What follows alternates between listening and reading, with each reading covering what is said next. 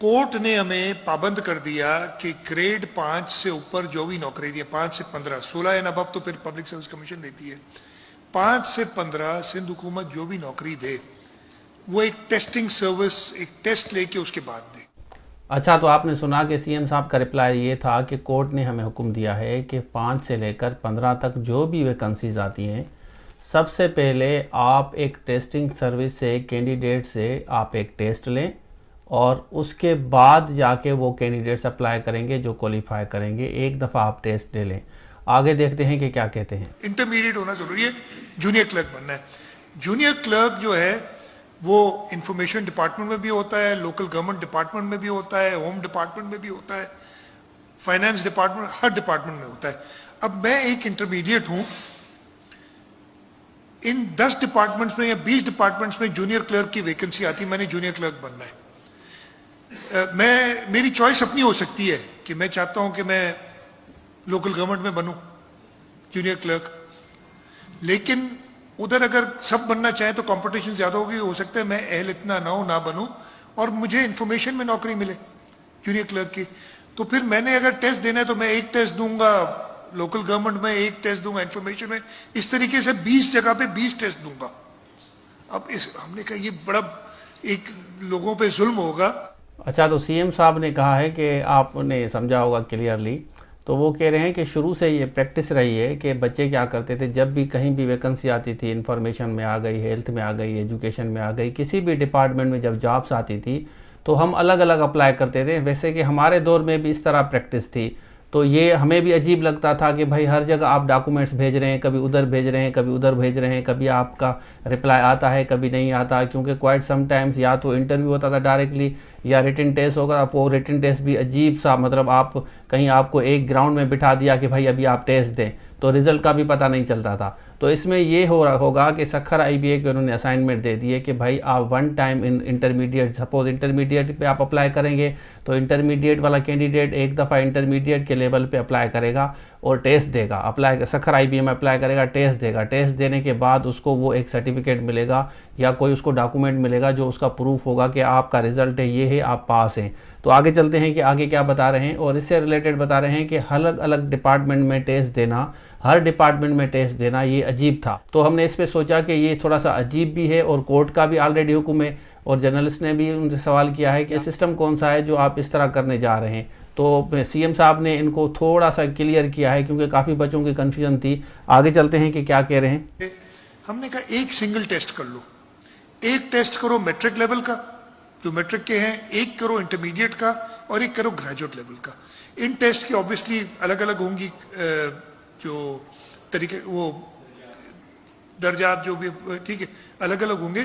लेकिन जब मैं अगर इंटरमीडिएट हूं, मैं इंटरमीडिएट का टेस्ट दे के पास हो जाता हूं, फिर मैं एलिजिबल हो जाऊंगा हर डिपार्टमेंट में जहां पे इंटरमीडिएट की रिक्वायरमेंट है वो अप्लाई करने में। हम टेस्ट के कुछ नंबर रखेंगे और बाकी इंटरव्यू के, जो पास कर जाएगा सिर्फ वो इंटरव्यू दे सकेगा और उसमें फिर टेस्ट तो मैंने पास कर लिया, लेकिन अगर जैसे मैंने कहा कि मैं लोकल गवर्नमेंट में जाना चाह रहा हूं और उधर 10 वैकेंसियां हैं, लेकिन मेरा 15वां नंबर आता है और मेरे से जो पहले 10 या 14 है उनमें से 10 लोग चाहते हैं कि हम लोकल गवर्नमेंट में जाए, तो मुझे उधर तो नौकरी नहीं मिलेगी, तो मुझे इंफॉर्मेशन जाने के लिए दोबारा टेस्ट ना देना पड़े, उसी टेस्ट से मैं क्वालिफाई करूं।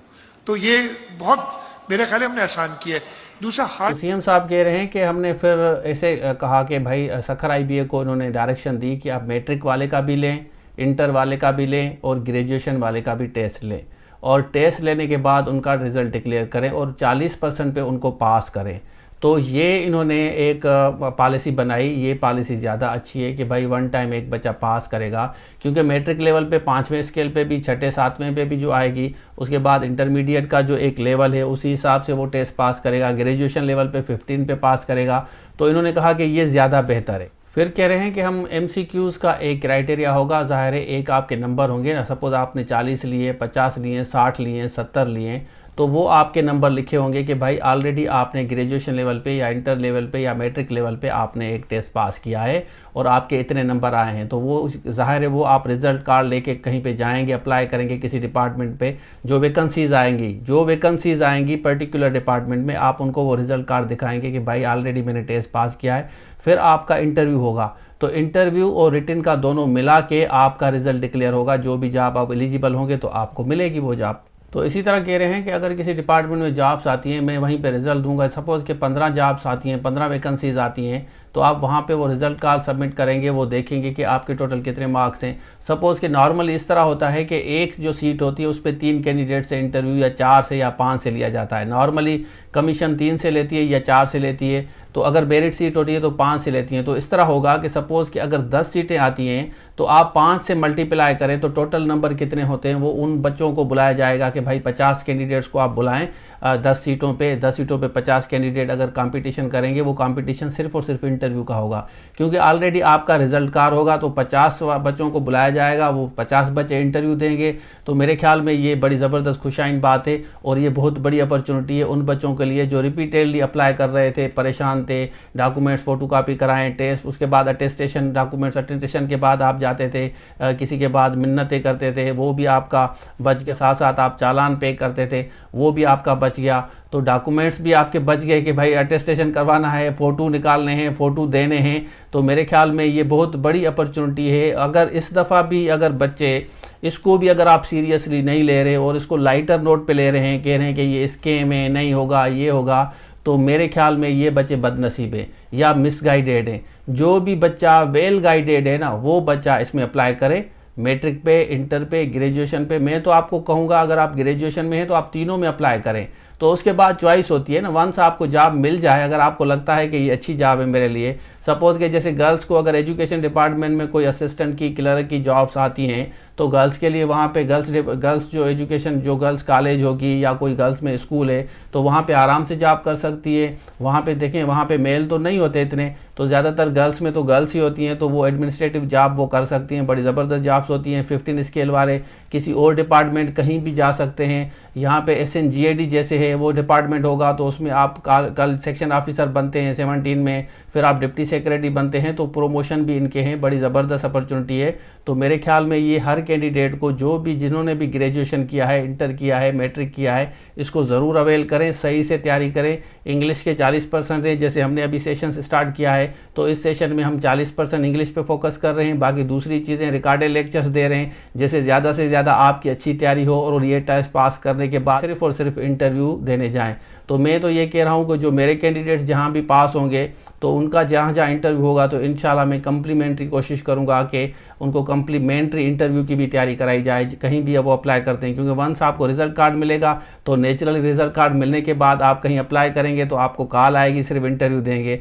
देखिए, रिटन कागज़ आप डॉक्यूमेंट्स भेजना, उसके बाद रिटन देना, फिर रिजल्ट का वेट करना, बड़ा लंबा चौड़ा प्रोसेस था। अगर हमारे दौर में होता तो हम बड़े खुश होते, लेकिन आप खुश नसीब, और ये कोर्ट की मेहरबानी है कि कोर्ट ने इनको इंस्ट्रक्शंस दिए कि आप इस तरह करें। इतने भी कैंडिडेट्स हैं खुश नसीब हैं, और इस अपॉर्चुनिटी को ज़रूर अवेल करें, तैयारी सही से करें। किसी टीचर को फिजिकली ज्वाइन करना है, वहाँ जाएँ, ऑनलाइन पढ़ना है, आ जाएँ, मैं आपको पढ़ाऊँगा। आपने देखा है कि इंग्लिश में किस तरह पढ़ाता हूँ, तो ये अपॉर्चुनिटी आप ज़रूर अवेल करें। वन टाइम आप अगर तैयारी हो जाती है आपको, तो मेरे ख्याल में फ़ायदा होगा। हमारे सेशन जो होते हैं वो 10 बजे होता है, मेरी क्लास जो 10 बजे होती है, उसकी फिर 11:30 बजे रिकॉर्डिंग हम दे रहे हैं।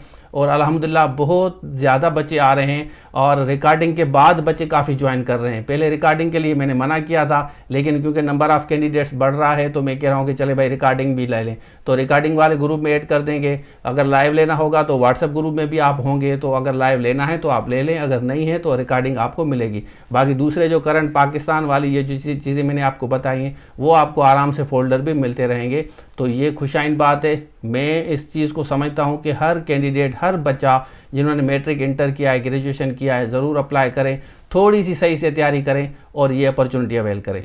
बाकी दूसरे बच्चे जो HM की तैयारी कर रहे हैं, सिंध पब्लिक की तैयारी कर रहे हैं या इंस्पेक्टर इनलैंड रेवेन्यू की तैयारी कर रहे हैं, उनके कोर्सेज मैंने जैसे पहले कहा है पहले प्रीवियस वीडियो में कि रिकॉर्डेड लेक्चर्स अवेलेबल हैं, नोट्स उसके अवेलेबल हैं, क्योंकि हेडमास्टर का कोर्स कम्प्लीटली डिफरेंट है तो ये किसी वक्त भी हो सकता है। तो वो आपको वीडियोज़ और उसके साथ साथ आपको नोट्स भी मिलेंगे और इंस्पेक्टर इनलैंड रेवेन्यू के भी नोट्स भी मिलेंगे, 40 उसके लेक्चर्स हैं वो भी आपको मिलेंगे, उसकी भी तैयारी कर सकते हैं। तो ये था आज के लिए। Thank you so much. अल्लाह हाफिज़।